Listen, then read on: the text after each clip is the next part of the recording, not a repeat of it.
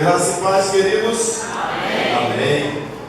Eu quero convidar você a abrir a sua Bíblia em 1 Pedro, capítulo 2. 1 Pedro, capítulo 2. E nós vamos dar uma lida no capítulo 2 todo, no capítulo 3 até o versículo 12. E eu quero então convidar a você a que nós leamos no capítulo 2, o versículo 9 e o versículo 10, para que a gente possa ter uma palavra introdutória sobre isso. Todos amados acharam? Amém. Diz assim o versículo 9: Vós, porém, sois raça eleita, sacerdócio real, nação santa, povo de propriedade exclusiva de Deus, a fim de proclamarmos as virtudes daquele que vos chamou das trevas para a sua maravilhosa luz. Vós, sim, que antes não erais povo, mas agora sois povo de Deus, que não tinhas alcançado misericórdia, mas agora alcançaste misericórdia. Senhor nosso bondoso e maravilhoso Deus, nós, como filhos do Senhor, amados, escolhidos, separados de uma maneira poderosa, ó Deus, comprados pela vida e pelo sangue do Teu próprio Filho naquela cruz, nos trazemos, Senhor, diante da Tua presença, para que Tu possas ter a liberdade, ó Deus, de ministrar, ó Deus, de uma maneira profunda aos nossos corações, e fazer com que esta palavra ela possa ir além daquilo que, Pai, nós precisamos aparentemente para hoje, mas que essa palavra ela possa ser como uma semente poderosa para germinar ao tempo oportuno e produzir ali frutos viçosos para mantimento, alimentação, ó Deus, de todo aquele que ouve. Porque assim é a Tua palavra, ela é poderosa para construir, ela é poderosa, Senhor, para exortar, para consolar, ela é poderosa para redarguir, ela é poderosa, Senhor, para edificar, ela é poderosa, e nós nos submetemos a ela, porque sabemos certo, de que o Senhor é o Senhor da palavra, e que Jesus é o verbo vivo, ou seja, a palavra viva que está entre nós. E pelo Teu Espírito, ó Deus, fala aos nossos corações. Ajuda-nos a entender, ó Deus, esta importante mensagem que Pedro entendeu, ó Deus, ser necessária à igreja que estava na Ásia Menor. E que assim o Senhor possa glorificar o Teu nome e edificar a Tua igreja. Pois, ó Deus, oramos, certos desta verdade, no nome de Jesus. Amém e amém. Bem, queridos, como eu já estava dizendo, a primeira carta de Pedro tinha a intenção da edificação de uma igreja ou de pessoas que eram de Jesus, haviam convertido, mas por alguns motivos, e o principal era a dispersão, ou seja, tiveram que fugir de Jerusalém para outros lugares. Pedro escreveu para uma igreja que estava na Ásia Menor. E o problema principal ali era exatamente sobre relacionamento com as pessoas. Se a gente for analisar graciosamente, de uma maneira profunda, analítica, essa carta de Pedro, a gente vai perceber que ela trata muito sobre relacionamento. E eu estava pensando sobre o relacionamento. E percebi que tudo na vida se faz através de relacionamento. Se nós nascemos num lar, assim que nós somos recebidos no seio da família, nós começamos a nos relacionar. Ainda que nós não sabemos nem falar, mas nós já nos relacionamos. Maria Luísa não fala, mas já se relaciona. Está falando alguma coisinha, né? Mas já se relaciona. Como é que uma criança se relaciona? Quando ela chora, quando ela expressa a sua alegria num sorriso. É um relacionamento. Quando ela se contrai de dor, é um relacionamento. É uma maneira de falar que alguma coisa está acontecendo. Relacionamento, na verdade, é você se fazer conhecido ao outro, de maneira que o outro consiga perceber o que de fato está acontecendo na sua vida. Se nós fôssemos olhar para Deus, nós vamos analisar que Deus, Ele é perfeito em se relacionar. Deus, Ele trabalha em todo o tempo com a intenção única de se relacionar com o seu povo. Deus tem prazer nisso. Deus ama se relacionar. E o relacionamento, a gente pode dizer que ele é um diálogo, ele é uma companhia, ele é uma maneira da gente se expressar. Relacionamento. E aí então, o apóstolo Pedro entendeu, muito importante, falar sobre relacionamentos. E por que falar sobre relacionamentos num tempo de crise? Porque era, em parte, um pouco do que a igreja na Ásia Menor estava vivendo. Estava vivendo as inserções, os ataques do mundo, dos não crentes, daqueles que tentavam roubar a fé, ou pregar uma fé diferenciada. E aí então, o apóstolo Pedro, ele prima por deixar o relacionamento como uma fonte segura, para que em todas as áreas eles pudessem estar sendo bem cuidados. E aí é verdade que, uma vez que você está em crise, se você se relaciona bem, automaticamente você vai passar pelas crises de uma maneira mais segura. Isso através do relacionamento. Então, quando a gente para perceber no mundo que vivemos e os porquês das crises que nós vivemos, nós vamos perceber, se nós nos dispormos a termos um relacionamento mais aberto, mais gostoso, mais gracioso e mais divino, nós vamos vencer muitas das batalhas que estão nos cercando. E às vezes nós nos mantemos nessas batalhas por causa do orgulho, por causa da maneira como os outros me tratou. O fulano me tratou de um jeito e eu vou tratá-lo também desse jeito. E aí a gente não chega a lugar nenhum e continua vivendo embaraçado em tantas coisas que são tão fáceis de serem vencidas. Não estou menosprezando os seus problemas, de jeito nenhum, e nem muito menos os problemas da igreja da Ásia Menor. Mas eu entendo, e Pedro também entendia, que era de extrema importância que houvesse o relacionamento. Então, voltando para o relacionamento, a gente entende que se nós nos relacionarmos bem, nós vamos muito bem na nossa vida.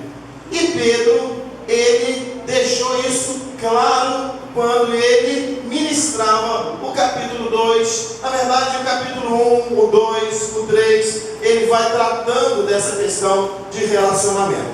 Então, Pedro escreve às tribos, ou seja, aos crentes da Ásia Menor, para motivá-los a serem uma bênção, para poderem, no relacionamento, alcançarem motivos que os levassem mais para perto de Deus e construísse assim uma vida gloriosa. Pedro se preocupa de revelar o verdadeiro procedimento do cristão. Ele, entendendo as contrariedades contra a igreja, ele se preocupa em dizer como é que eles deveriam proceder para vencer. E queridos, diante de tantas questões da vida, nós sempre vamos estar tendo que vencer algumas etapas. A vida, ela nos propõe exatamente motivos para vencer, e enquanto nós estamos no processo da vitória, Deus está trabalhando na nossa vida. Mas eu preciso te lembrar que o relacionamento é uma peça fundamental para toda boa vida. Eu estava, onde foi? Sim, eu fui ao Detran esses dias, tentar legalizar, transferir o carro. Na verdade, estamos no processo de transferir esse carro para o meu nome, essa bênção desse carro. E aí, quando eu cheguei no Detran, a moça virou para mim e falou assim: eu não posso fazer 2 serviços com a mesma ficha. Eu falei assim: mas minha senhora, como é que eu vou para casa para marcar um outro serviço, agendar um outro com a chefe? Aí eu fui lá e ela me tratando com aquele gostinho que vocês sabem. Fui lá na chefe, falei com ela, minha amiga, me ajuda aqui, porque eu não quero voltar. Tá bom, pode voltar lá. Assinou o papel, voltei lá, sentei lá. Quando ela começou a olhar os meus documentos, ela falou assim, cadê o seu certificado, seu comprovante de residência? Eu falei, olha, eu moro de aluguel e as contas que estão lá, o telefone vem no nome da minha esposa, a água, a luz vem no nome do proprietário, eu não transferi. Ela falou assim, então é um contrato de locação. Eu falei assim, mas você deixa eu ir lá em casa buscar? Eu estava no Detran, e eu moro nas Graças. E ela falou assim, se você, eram 10 meses, se você chegar aqui até meio-dia, eu te atendo. Eu fui em casa correndo, cheguei lá, 11h20. Aí ela me atendeu. Quando ela começou a dar meus documentos, ela falou assim, esse documento aqui, você tem que ir num cartório averbar. Isso já era 11h30. Eu falei assim, mas... Ela falou assim, ó, até meio-dia eu estou aqui. Eu fui correndo no cartório. E lá no cartório eu fiz uma oração. Falei, Senhor, eu queria tanto resolver isso, mas já são 10 para meio-dia. Mas eu preciso de crer, né? Eu vou, a hora que eu sair daqui, eu vou voltar lá. E aí eu saí do cartório meio-dia. E fui lá, cheguei lá, ela não estava lá. E aí perguntei para uma rapaz, cadê aquela senhora que estava aqui? Ah, ela saiu, mas senta aqui, daqui a pouco ela volta. E quando ela voltou toda sorridente. E eu achei até interessante. E aí, eu falei, a senhora vai me atender? Ela falou assim, você conseguiu? Consegui, está tudo aqui. Aí ela virou para mim e falou assim, eu só vou te atender pela terceira vez, porque você foi muito educado. Relacionamento. Olha a vantagem. Irmãos, se eu fosse agendar 3 vezes para ir no Detran, quando é que eu ia conseguir fazer o que eu tinha que fazer? Relacionamento abre caminhos, faz acessos, abre pontes, faz caminhos para a gente chegar aonde a gente tem que chegar. Só que às vezes a gente não para analisar isso. Mas Pedro se preocupou e eu quero conversar com você um pouco sobre isso. Vamos olhar no capítulo 2, do versículo 1 ao versículo 10. Ele revela a obra transformadora de Jesus neles. A primeira questão aqui no capítulo 2, do versículo 1 ao versículo 10, é Pedro dizendo, olha, uma grande obra aconteceu na vida de vocês. Deus lhes visitou poderosamente e transformou o interior de vocês. E por conta dessa obra gloriosa, ter atitudes diferentes não serão bem-vindas. Não coaduna, não é compatível com aquilo que vocês são. E aí então o que acontece? Vocês, se agirem de uma outra maneira, não vão estar testemunhando o que de fato aconteceu dentro da vida de vocês. É o que está no capítulo 2, versículo 1 ao versículo 10, aonde nós vemos os 2 principais textos, que ele fala que vocês são raça eleita, vocês são sacerdócio real, vocês são nação santa, vocês são povo adquirido, propriedade exclusiva de Deus, a fim de proclamar as virtudes daquele que vos chamou das trevas para a sua maravilhosa luz. Então, tudo que aconteceu na vida de vocês, aconteceu para que se proclame através da vida de vocês o reino de Deus, para que as pessoas percebam que um dia você esteve nas trevas, mas agora você está na maravilhosa luz. Houve uma mudança, e essa mudança, eu posso parafrasear Pedro, ela precisa de acontecer nos seus relacionamentos. E aí então ele começa a apontá-los. Vamos lá. O primeiro é versículo 11 ao versículo 17, que diz assim: Amados, exorto-vos como peregrinos e forasteiros, que sois, a vos absterdes das paixões carnais que fazem guerra contra a alma, mantendo exemplar o vosso procedimento no meio dos gentios, para que naquilo que falam contra vós outros, como de malfeitores, observando-os em vossas boas obras, glorifiquem a Deus no dia da visitação. Sujeitai-vos a toda instituição humana, por causa do Senhor, quer seja ao rei como soberano, quer as autoridades como enviadas por ele, tanto para castigo dos malfeitores, como para o louvor dos que praticam o bem. porque assim é a vontade de Deus, que pela prática do bem façais emudecer a ignorância dos insensatos, como livres que sois, não usando todavia a liberdade por pretexto da malícia, mas vivendo como servos de Deus. Tratai todos com honra, amai os irmãos, temei a Deus, honrai o rei. Então, o texto aqui, a primeira ação que Pedro fala é de um relacionamento com as pessoas e com a autoridade. O relacionamento de estar em meio aos lugares que normalmente não é a casa de Deus, que normalmente não são os lugares em que está dito que aquele lugar só se encontram crentes, mas é manter um relacionamento que seja um relacionamento saudável em qualquer lugar que você esteja. É interessante porque quando ele fala, ele cita a questão dos reis, mas ele também aqui no princípio, ele fala, para manter exemplar o vosso procedimento no meio dos gentios. Quem são os gentios? São os incrédulos, são as pessoas que ainda não se renderam a Jesus. E Pedro está falando, você precisa de se relacionar bem com essas pessoas. Você precisa de deixar com que elas entendam o quanto você é valioso.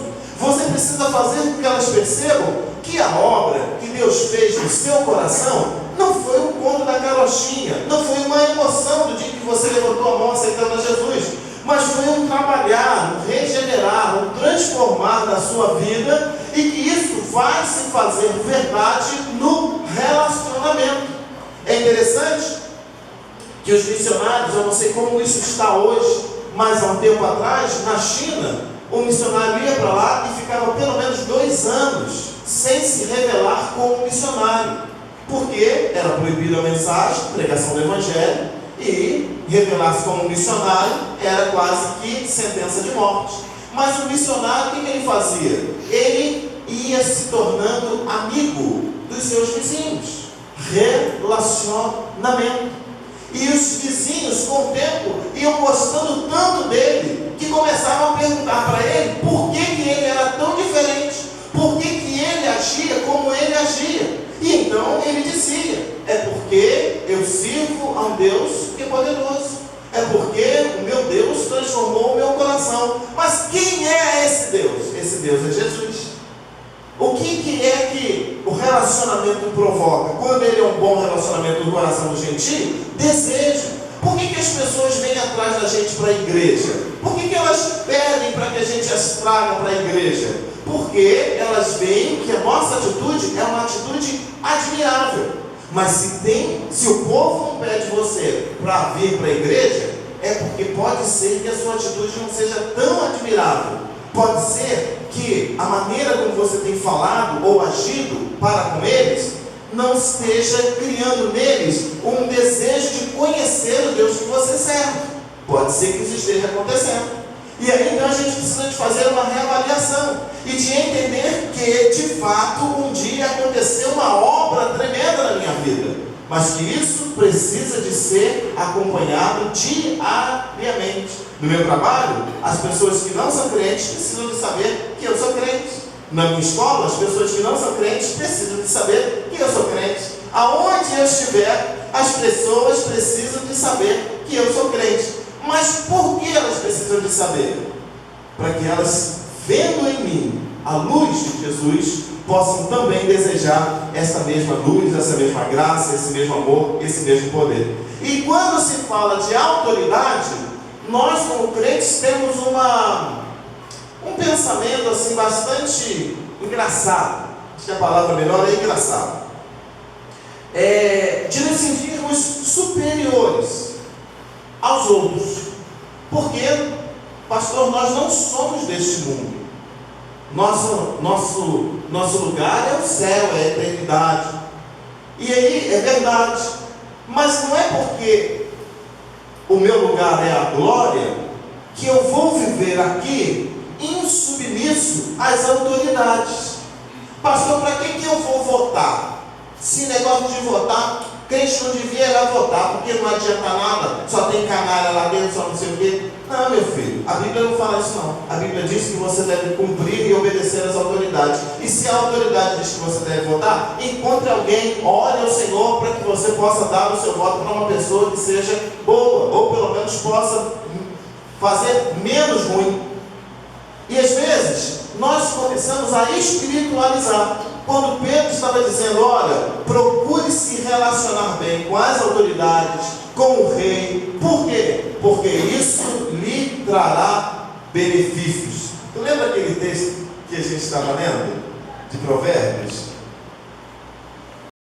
A gente estava lendo um texto de Provérbios muito interessante, que fala exatamente sobre o quê? Às vezes, nós vamos até uma pessoa e damos um presente para ela.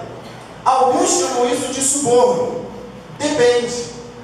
Por quê? Porque suborno é a pessoa te pedir um presente e você ter que concordar em dar o presente. Mas o que o provérbio diz é que não. É que o presente, ele abre caminhos. A gente eu não sei onde está, mas a vez que a gente estava vendo, esses dias eu e a missionária conversando. E o que é isso, irmãos? É um relacionamento. É ser acordado, é ser gentil, é ser amoroso. Por exemplo, isso que a missionária falou, de nós ficarmos em pé, de darmos as boas-vindas aos nossos visitantes e orarmos por eles, é exatamente isso. O que nós estamos provocando neles? Cordialidade, amorosidade, companheirismo. Nós estamos dizendo para eles que eles realmente são muito bem-vindos aqui, com a nossa atitude, com o nosso empenho, com o nosso calor, com as nossas emoções, com o nosso abraço. Então, dar presentes, fazer o relacionamento acontecer, provoca benefícios.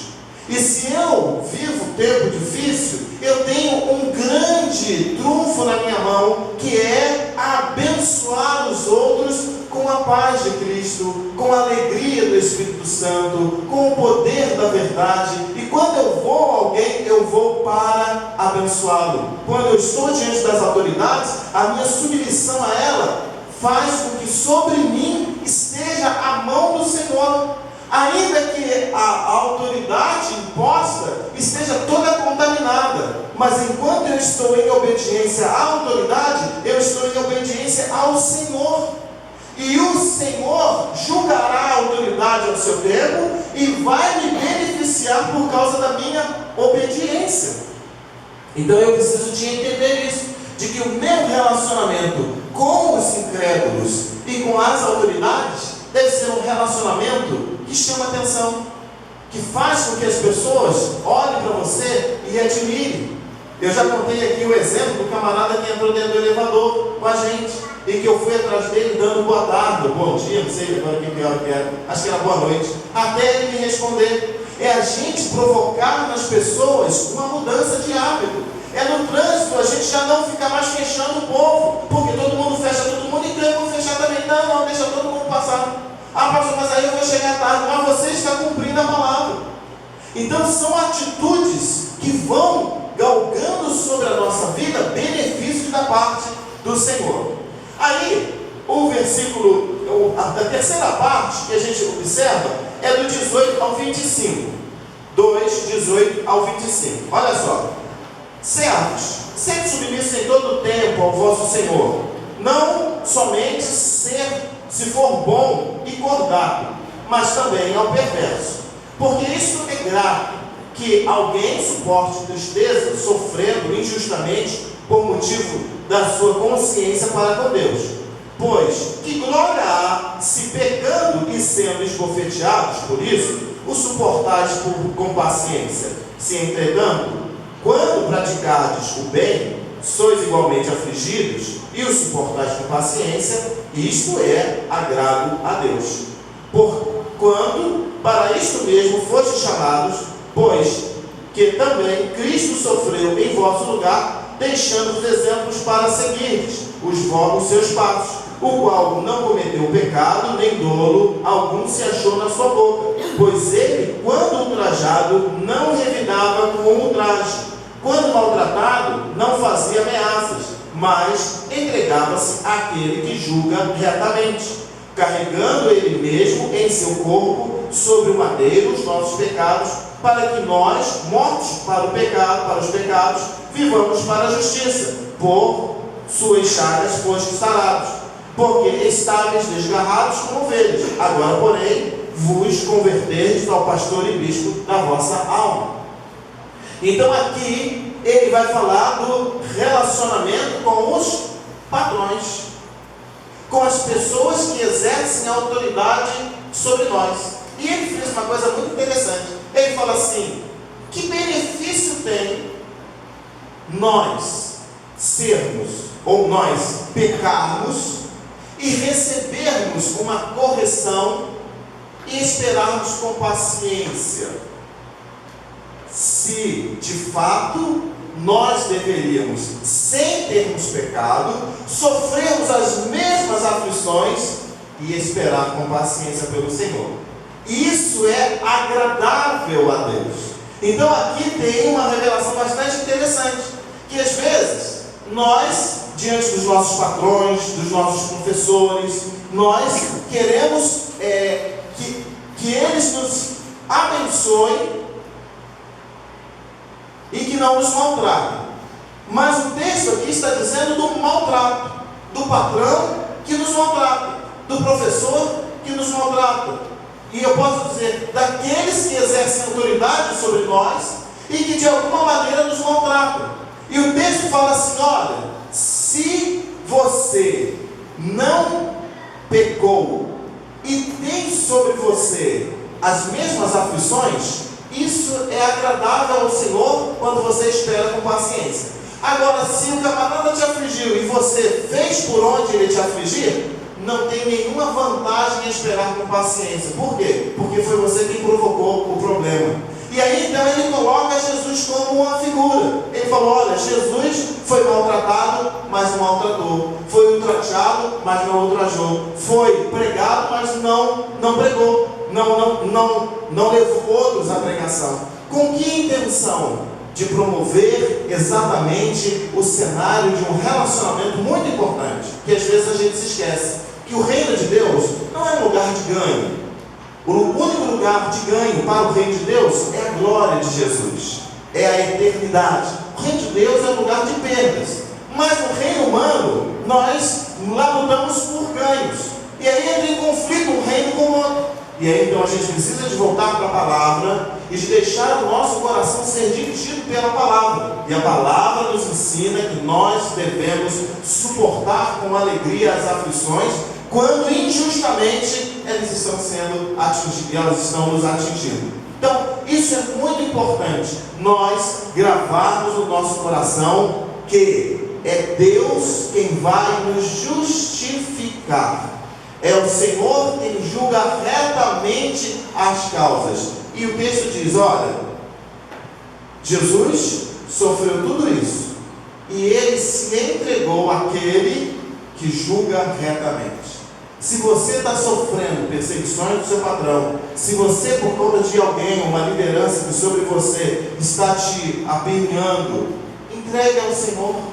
Confie no Senhor. Se foi você quem provocou, peça perdão ao Senhor e peça perdão a essa pessoa. Relacionamento trata também da questão da humildade. Eu errei. Aonde foi que eu errei? Eu cometi um delito. Então eu preciso de ir até essa pessoa e consertar o meu coração com essa pessoa. Para quê? Para que eu possa, a partir dali, ter liberdade para viver livremente. Aí ele vai para o 3, 1 a 7. E aí ele vai tratar de relacionamento de marido e de esposa.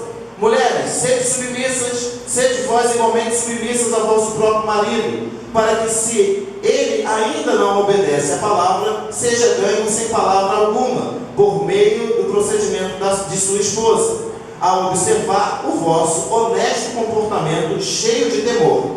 Não seja o adorno da esposa o que é exterior, como frisado de cabelo, adereços de ouro, aparato de vestuário. Seja, porém, um homem interior, de coração unido ao incorruptível trajo de um espírito manso e tranquilo, que é de grande valor diante de Deus.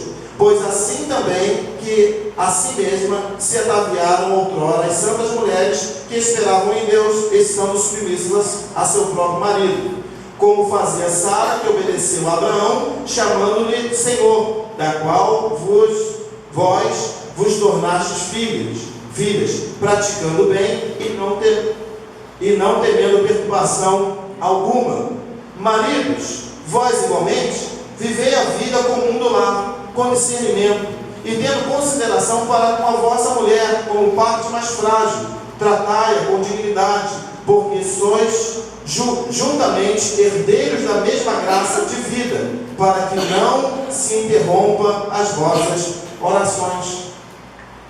Os nossos pré-adolescentes estão com dificuldade de ficar aí, né? Mas tá bom, vamos conseguir. Bom não, né? Mas bom vai ficar, mas por enquanto vamos lá.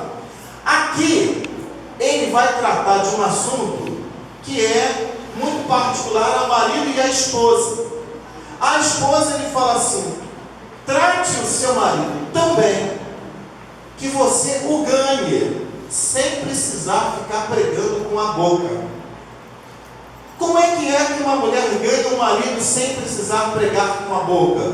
Testemunhando, deixando claro para ele que o coração dela, antes de estar cheio de amor por ele, está cheio de temor ao Senhor.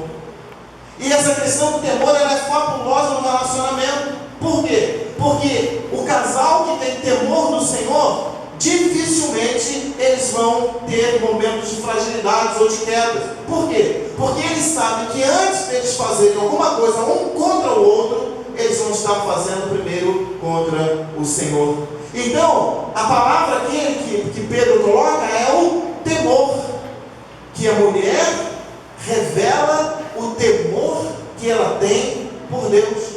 E esse temor tranquiliza o coração do marido, a ponto do marido se sentir acolhido pela mulher? Não, por Deus, porque ela deixa com que o temor se revele a ele. Ela deixa com que a presença de Cristo chegue a ele. E há consolo, há alegria, há comunhão, há amizade, há amor, mas através do temor ao Senhor. E aí ele avança, dá aqui alguns exemplos que não é o embelezar que vai fazer com que o homem se afeiçoe, mas é o homem interior, o que está acontecendo dentro da esposa, que é que vai fazer com que o marido a ame de fato. E aí então ele vai para o lado dos maridos, e ele vai também tratar da questão de relacionamento, e ele fala: e vocês maridos, igualmente façais o trabalho comum do lar. Sabe o que é trabalho comum do lar? É passar o pano na casa, é lavar a louça, é lavar a roupa, é pendurar a roupa no varal, é lavar banheiro, desentupir banheiro, é trocar a lâmpada, é consertar lá o córrego que está passando quase dentro da tua casa. Esse é o trabalho comum do lar. E agora é engraçado quando a gente vê algumas mulheres fazendo serviço do homem, né? Tem um homem dentro de casa, mas por que o seu marido não faz? Não é porque ele não sabe. Mas você sabe. Não, eu sei, eu aprendi. Mas é estranho, irmãos. Por quê? Porque tem serviços que é do homem. É o homem que tem que fazer. É o homem que nasceu para exercer essa força bruta. Quem é que tem que mexer com a eletricidade? É a irmã sobe, bota na mesa, pega uma cadeira, bota em cima da mesa, pega o tamborete, bota em cima da cadeira para chegar na lâmpada. E depois o marido fica brigando com ela porque ela caiu, torceu o pé e teve que ir para a urgência. Mas quem deveria estar fazendo isso? Era ele, cuidando das coisas comuns do lar. E o apóstolo Pedro frisa o seguinte: trate a sua mulher com muito cuidado, porque ela é a parte frágil. E parte frágil quer dizer o quê? Que é de fácil quebrar, que é mais sensível. E às vezes a gente, como homens, quer tratá-las com a brutalidade que nós nos trataríamos sem nenhum problema. E não funciona. Elas vão ficar sentidas, vão ficar tristes, e aí sabe o que acontece? Suas orações são interrompidas. Que é isso, pastor? É mesmo? É a oração do marido que trata a mulher indevidamente, não chega diante de Deus, assim disse Pedro. Então, irmãos, não sejamos tolos, vamos tratar a nossa mulher com todo carinho, e com certeza o Senhor vai responder ainda mais. Eu estou tentando, ainda vou chegar lá, mas fica aqui meu conselho para você e para mim também. Vamos tratá-las com zelo, com carinho, com atenção, entendendo. Irmãos, preste atenção no que Pedro falou. Ele falou assim: olha, elas têm a mesma parte na graça do que vocês. Ou seja, o que Jesus fez por você, fez por elas na mesma medida. O tanto quanto você é importante para Deus, ela é na mesma medida. Então não tem um maior do que o outro, um superior do que o outro. Isso não existe. Existe às vezes no nosso coração, existe nas funções do lar, mas de fato nós precisamos de cuidar uns dos outros. E o apóstolo Pedro, ele frisa o relacionamento no lar, cuidando bem um do outro. E aí ele ainda avança para o 8 a 12. Finalmente sejam todos de igual ânimo, compadecidos, fraternalmente amigos, misericordiosos, humildes, não pagando mal por mal ou injúria por injúria, antes pelo contrário, bendizendo, pois para isto mesmo fostes chamados, a fim de receber bênçãos por herança. Pois quem quer amar a vida e ver dias felizes, refreie a língua do mal e evite que os seus lábios falem dolosamente. Aparte-se do mal, pratique o que é bom, busque a paz, empenhe-se como alcançá-la, porque os olhos do Senhor repousam sobre os justos, e os seus ouvidos estão abertos às suas súplicas, mas o rosto do Senhor está contra aqueles que praticam males. Esse texto, ele trata exatamente do relacionamento nosso, irmão com irmão, porque aqui ele aplica textos que ele não poderia aplicar a incrédulos, não a autoridades, mas somente a irmãos, que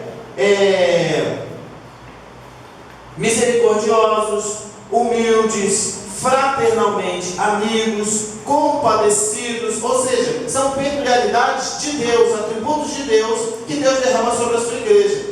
E aí então ele também, percebendo que havia esse tipo de conflitos, ele dá esse conselho e fala: irmãos, vamos vigiar no que nós estamos falando, vamos tomar cuidado com os nossos julgamentos, vamos não deixar com que o diabo tenha liberdade de agir no meio da igreja. Quando eu me levanto para dizer, quando eu me levanto para julgar, quando eu questiono alguma coisa, quando eu saio de dentro do propósito de Deus, entro na carne e faço com que as coisas da minha carne se tornem mais relevantes do que a própria palavra de Deus. Então Pedro, ele tem essa intenção de fazer com que haja um amor fraternal. E amados, quando nós percebemos relacionamento com os incrédulos, relacionamento com as autoridades, relacionamento com esposa e esposo, relacionamento com os irmãos da igreja, nós chegamos à seguinte conclusão, e é o versículo que está aqui: quem quer amar a vida e ver dias felizes, refreie a sua língua do mal. E se a gente parar para analisar, o que mais compromete um relacionamento não é uma cara feia, em parte compromete. Não é um virar de costas, em parte compromete. Mas é uma língua maligna. Uma língua maligna destrói relacionamentos. Uma língua maligna rompe acessos. Uma língua maligna impede que você veja dias felizes. E o apóstolo Pedro, então, ele enfatiza nisso. Não permita com que a sua língua seja uma língua maligna. Evite com que os seus lábios falem dolosamente, provocando dolo, envergonhando as pessoas. Vamos cuidar para que a nossa boca só saia palavras que edificam, para que a minha língua seja uma língua abençoadora, para que as minhas palavras sejam palavras que agradam.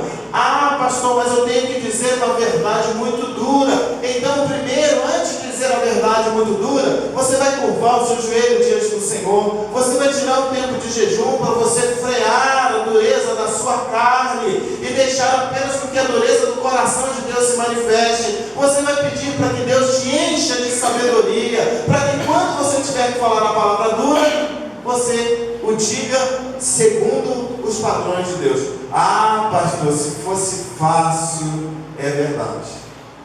Mas aonde essa mensagem quer nos levar? Se você quer continuar tendo dias difíceis, continue sendo imprudente com aquilo que você fala. Continue não parando para pensar antes de dizer. Continue tratando as pessoas com descaso. Continue entendendo que elas têm pouca importância para você. Porque a pior coisa que tem, irmãos, é a solidão, quando provocada pelo solitário. Quando a pessoa, por conta das suas palavras, vão afastando outras pessoas que as amavam tanto. Dureza, dureza, dureza, dureza, dureza, dureza, dureza, dureza, dureza, dureza, dureza. Até que quando ela pensa em ser dura, ela procura e não tem mais ninguém perto do lado dela para ela ser dura. Perdeu todo mundo. E a pior solidão que tem é essa. E com certeza, queridos, não é este o caminho que Deus tem para mim nem para você. Não é isso que Deus está interessado em realizar. É ao contrário. Deus quer que nós nos relacionemos bem com todas as pessoas que estão ao meu redor, para que de alguma maneira Ele possa trazer os seus benefícios sobre a minha vida. Se porventura o meu relacionamento abrir portas e caminhos aqui, maravilha! Mas eu tenho certeza de uma coisa, que as portas e os caminhos na eternidade estão sendo abertas a partir da maneira como você se relaciona com as pessoas. Feche os seus olhos, porque isso a gente tem frisado muito.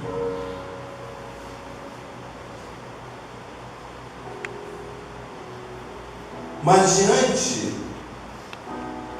daquilo que você já entendeu que pode mudar, que resposta você tem para dar a Deus? Talvez como eu, você pode dizer: Senhor, eu gostaria de ser essa pessoa que Pedro esperou que a igreja da Ásia Menor fosse. Mas eu não consigo. Meus sentimentos são mais fortes do que eu. Meu orgulho fala tão mais alto do que as minhas próprias convicções e a minha consciência. E aí nós chegamos ao mesmo objetivo. Nós precisamos de mais um milagre da parte do Senhor nessa noite. Nós precisamos de ser tocados pelo Espírito. Nós precisamos de que profundamente Ele restaure a nossa vida relacional. Nós precisamos de verdade que Ele cumpra sobre nós o poder de Jesus Cristo, lavando e redimindo o homem do pecado e inaugurando um novo e vivo caminho para Ele. Nós não podemos ficar concentrados apenas em uma vida voltada para uma esfera espiritual, mas aonde meus relacionamentos são um fracasso, aonde o testemunho da minha vida é um fracasso, aonde as pessoas não veem Cristo em mim, e na verdade, se possível for, elas até podem correr. Mas hoje é noite de milagre. Hoje é noite em que o Espírito do Senhor me trouxe e te trouxe neste lugar, para dizer para mim e para você que Ele quer te usar de uma maneira profunda e maravilhosa, que Ele quer se revelar poderosamente através da tua vida, que Ele quer fazer maravilhas, que Ele quer te usar com cura, que Ele quer te usar com profecia, que Ele quer te usar com graça, que Ele quer te usar com alegria, mas que Ele quer usar o caminho do relacionamento para fazer com que outros se comovam. E você já tem o Espírito que dá vida, o Espírito que restaura, o Espírito que conserta, o Espírito que traz resistência não existe um Espírito que se move e que poderosamente faz com que a vida de Deus se mova na sua vida. Eu acho que todos nós precisamos de melhorar nos nossos relacionamentos. Todos nós precisamos de um milagre nesta noite. Senhor, nós precisamos de um milagre. Nós precisamos de melhorar. Precisamos de melhorar porque nós queremos nos relacionar intimamente com aquelas pessoas que o Senhor tem trago a nós para que conheçam a Ti. E nós precisamos de que o Senhor toque nos lugares profundos da nossa alma, a partir da nossa cultura, das atitudes, Senhor, duras, a partir, Senhor, das sequelas que ficaram de um passado tão distante, mas, Senhor, que maculou, ó Deus, a liberdade, a singeleza, a sensibilidade, o amor, a liberdade, a alegria. Nós precisamos, ó Deus, que o Senhor interrompa este processo maligno de dureza no nosso coração. Nós precisamos de que o Senhor, ó Deus, interrompa, Senhor, essas atitudes tão impensadas, Senhor, tão contaminadas. Pai, nós precisamos de que o Senhor faça com que bata em retirada as ações malignas que por tantas vezes conseguem prosperar contra a nossa vida, quando nos deixamos ser usados, Senhor, de uma maneira indevida. E sabemos disso porque nós nos arrependemos e o Espírito nos convence. Nós queremos sair daqui nesta noite, Pai, pelo menos conscientes do que precisamos de mudar. Porque pode ser, ó Deus, que depois de ouvirmos tudo isso, ainda entendamos que não precisamos de mudança, que está bom do jeitinho que está. Pai, só o Teu Espírito para nos convencer quando estamos tão fechados, tão seguros da nossa própria verdade. Mas Espírito Santo de Deus, Tu que vens como uma pomba, Tu que vens como uma brisa, Tu que vens, Senhor, como um sussurro, e que penetra, Senhor, além, Senhor, das juntas e das medulas, da alma e do Espírito, vem sobre nós e nos toca e nos dá um coração relacionável, não segundo os propósitos da nossa humanidade ou dos nossos interesses partidários, mas segundo a Tua palavra. Ajuda-nos a reatar os relacionamentos que estão desatados, que temos sofrido tanto por isso, mas não queremos abrir mão, porque entendemos que estamos certos. Ajuda-nos a abrirmos mão da nossa justiça, que não serve para nada, a não ser para distanciarmos nós uns dos outros, e principalmente das pessoas que amamos. Dá-nos coragem, Senhor, de darmos um passo, de abrirmos novamente, ó Deus, a guarda, de rasgarmos novamente as nossas vestes, e de nos colocarmos, ó Deus, num lugar de fragilidade. Ó Deus, para que haja a restauração, precisamos de ocupar um lugar de fragilidade. Ó Deus, porque pode ser que sejamos acometidos, mas Deus, pelo Senhor, pela Tua palavra, por Jesus Cristo naquela cruz pregado, de que adiantou tudo isso, Senhor, se o nosso coração não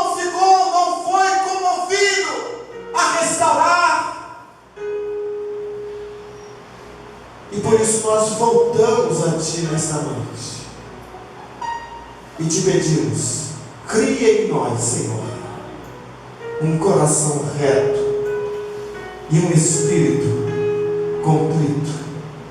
Cria em nós, Senhor, o desejo, a saudade de se relacionar, de abençoar, de sorrir, de abraçar, de fazer com que as pessoas que estão, Senhor, tão obscuras e tão, Senhor, amedrontadas, se sintam seguras e aliviadas com o nosso aperto de mão, com a nossa palavra de ânimo, com o nosso sorriso, com o nosso conselho. Jesus, cria em nós, Senhor, esta graça, para que o Teu Espírito possa se mover com liberdade, não apenas enquanto estamos na igreja, mas em qualquer lugar em que estejamos.